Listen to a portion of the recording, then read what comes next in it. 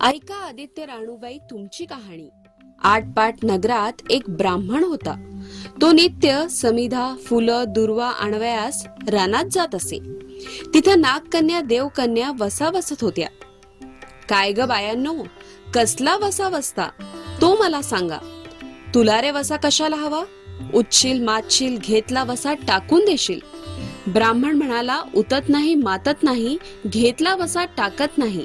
तेव्हा त्या म्हणाल्या, श्रावण मास येईल, पहिल्या आदितवारी मोनानं म्हणजेच की मुकाटानं उठावं, सचेल म्हणजेच की वस्त्रासहित स्नान करावं, अग्रोदक पाणी आणावं, विड्याच्या पानावर रक्तचंदनाची आदित्य राणूबाई काढावी, 6 रेघांचं मंडळ करावं, 6 सुतांचा तांतू करावा, त्यास 6 गाठी घ्याव्या, पानं फुलं व्हावी, पूजा करावी, पानांचा विडा, फुलांचा झेला, दशांगांचा धूप, गुळ खोबऱ्याचं नैवेद्य दाखवावं, 6 मास चाळावी, 6 मास पाळावी, माघी रथसप्तमी संपूर्ण करावं।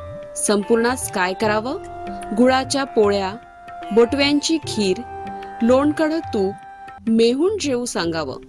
असेल तर चिरचोळी द्यावी, नसेल तर जोड गडसरी द्यावी, नसेल तर 2 पैसे दक्षिणा द्यावी आणि आपल्या वशाचं उद्यापन करावं। असा वसा ब्राह्मणानं केला। त्याला सूर्यनारायण प्रसन्न झाला, भाग्यलक्ष्मी आली। तेव्हा राजाचं राणीनं ब्राह्मणास बोलवू धाडलं।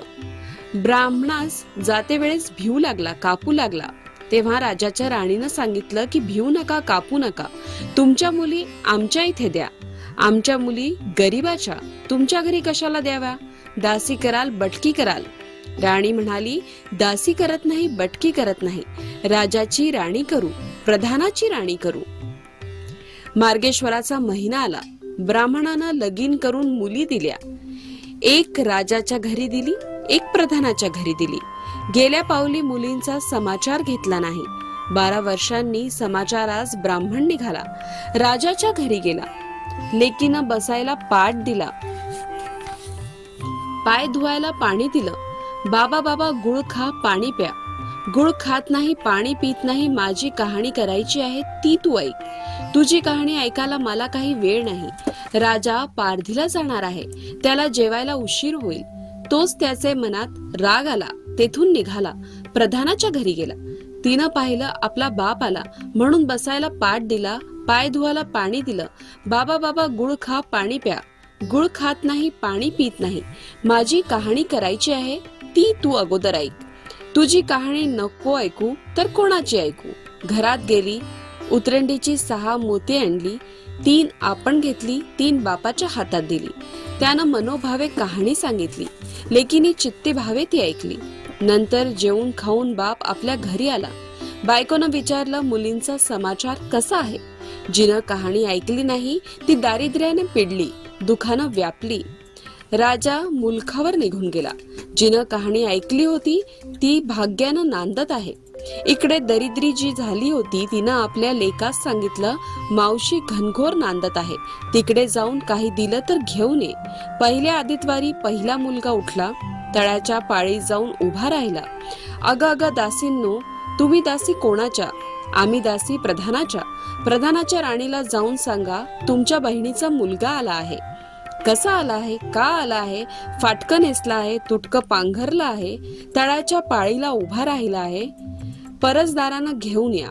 परसदारानं घेऊन आल्या, न्हाऊ माखू घातला, पितांबर नेसायला दिला, जेव खाऊ घातलं, कोहळा पोखरला, होन मोहरा भरल्या। बाबा कोठे ठेवू नको, विसरू नको, घरी जतन करून घेऊन जा। वाटेनं आपला जाऊ लागला। तो सूर्यनारायण माळ्याच्या रूपानं आला, हातीचा कोहळा काढून नेला, घरी गेला। आईनं विचारलं, काय रे बाबा, मावशीनं काय दिलं? देवी दिलं, कर्मानं नेलं, कर्माचं फळ पुढं उभं राहिलं। मावशीनं दिलं होतं ते पण सर्व गेलं। पुढं दुसऱ्या आदितवारी दुसरा मुलगा गेला, तळ्याच्या पाळीत जाऊन उभा राहिला। अग अग दासींनो, तुम्ही दासी कोणाच्या? आम्ही दासी प्रधानाच्या। प्रधानाच्या राणीला माझा निरोप सांगा। त्यांनी सांगितला। मग प्रधानाच्या राणीनं त्याला घरी नेऊन न्याहू माखू घातलं, पितांबर नेसायला दिलं, जेव खाऊ घातला, काठी पोखरून होन मोहरांनी भरून दिली. बाबा कुठे ठेवू नको, विसरू नको, घरी जतन करून घेऊन जा म्हणून सांगितलं. वाटेत सूर्यनारायण गुराख्याच्या रूपानं आला. हातची काठी काढून घेतली, घरी गेला. झालेली गोष्ट राणीला सांगितली. देवी दिले ते सर्व कर्मानं नेलं. पुढं तिसऱ्या आदित्यवारी तिसरा मुलगा गेला. तळाच्या पाळी उभा राहिला.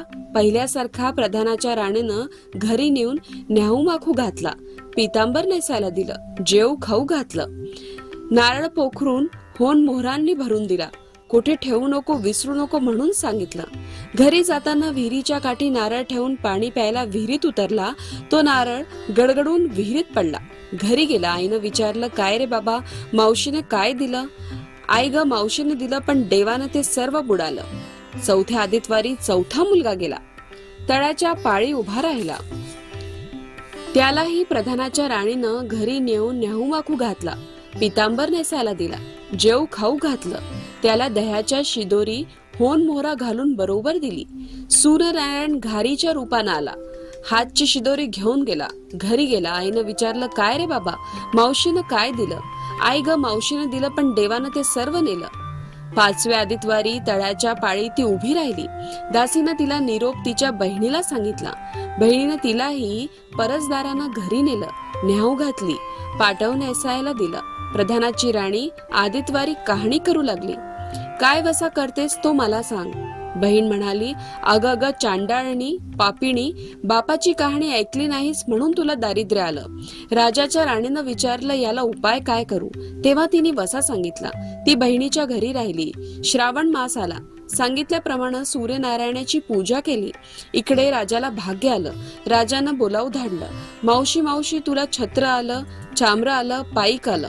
मला रे पापिणीला छत्र कोठली, चाम्र कोठली, पाईक कोठली, परवर कोठले. बाहेर जाऊन दाराशी बघतात तो राजा बोलावू आला आहे. राजा आला तशी घरी जायला निघाली. एकमेकांना बहिणींनी आहेर केले. वाटेने जाऊ लागली. तो पहिल्या मजलेस स्वयंपाक केला. राजाला वाढलं, मुलांना वाढलं, आपलं पान वाढून घेतलं. तेव्हा कहाणीची आठवण झाली. का रे हाकारा, पिटारे डांगोरा, नगरात कोणी उपाशी आहे का याचा शोध करा. उपाशी नाही, काही नाही. वाटेनं एक मोळी विक्या जातो आहे. त्याला म्हणाले, आमच्या बाईंची कहाणी ऐकायला आहे. तुझ्या बाईची कहाणी ऐकून मला काय फळ मिळेल? माझं पोट भरलं पाहिजे, असं म्हणून तो राणीकडे आला. तशी 6 मोत्याने राणीने घेऊन 3 त्याला दिली व 3 आपल्या हातात ठेवली. मनोभावे कहाणी सांगितली. चित्तभावे त्याने ऐकली. त्याची लाकडांची मोळी होती ती सोन्याची झाली. तो म्हणाला, बाई बाई, कहाणी ऐकल्याचं एवढं फळ, मग वसा घेतल्याचं काय फळ? काय वसा आहे तो मला सांगा. तुला रे वसा कसला हवा? उच्चिल माच्छिल घेतला वसा टाकून देशील. उतत नाही, मातत नाही, घेतला वसा टाकीत नाही. तेव्हा वसा राणीनं सांगितला. पुढं दुसऱ्या मजल्यास गेली. स्वयंपाक केला. राजाला वाढलं, मुलांना वाढलं, आपलं पान वाढून घेतलं. तेव्हा कहाणीची आठवण झाली. करारे हाकारा, पिटारे डांगोरा, नगरातून कोणी उपाशी आहे का याचा शोध करा. उपाशी नाही, काही नाही. माळ्याचा मळा पिकत नाही, विहिरीला पाणी लागत नाही असा एक माळी चिंतेनं बसला आहे. त्याला हाक मारली. आमच्या बाईची कहाणी ऐक. तो आला. राणीने 6 मोते घेऊन 3 आपण घेतली, 3 माळ्याला दिली. राणीनं कहाणी मनोभावे सांगितली. चित्तभावे माळ्याने ऐकली. माळ्याचा मळा पिकू लागला. विहिरीला पाणी आलं. तो म्हणाला, बाई बाई, कहाणी ऐकल्याचं एवढं फळ, मग वसा घेतल्याचं काय फळ? काय वसा असेल तो मला सांगा. मग राणीने त्याला वसा सांगितला. पुढं तिसऱ्या मजलेस गेली. स्वयंपाक केला. राजाला वाढलं, मुलांना वाढलं, आपलं पान वाढून घेतलं. तेव्हा कहाणीची आठवण झाली. का रे हाकारा, पिटारे डांगोरा, नगरात कोणी उपाशी आहे का याचा शोध करा. उपाशी नाही, काही नाही. एक म्हातारी आहे. तिचा मुलगा वनात गेला. एका डोहात बुडाला होता. एका सर्पाने खाल्ला होता. त्यामुळं चिंताक्रांत बसली होती. तिला म्हणाले, आमची बाईची कहाणी ऐक. ती म्हणाली, कहाणी ऐकून मी काय करू? मी मुलांसाठी रडत आहे, बरं येते. मग ती राणीकडे आली. राणीने तिला पहिल्याप्रमाणे कहाणी सांगितली. तिनं चित्तभावे ऐकली. तिचा मुलगा वनात गेला होता, तो आला. डोहात बुडाला होता, तो आला. सर्पानं खाल्ला होता, तो आला. ती म्हणाली, बाई बाई, कहाणी ऐकल्याचं हे फळ, मग वसा घेतल्याचं काय फळ?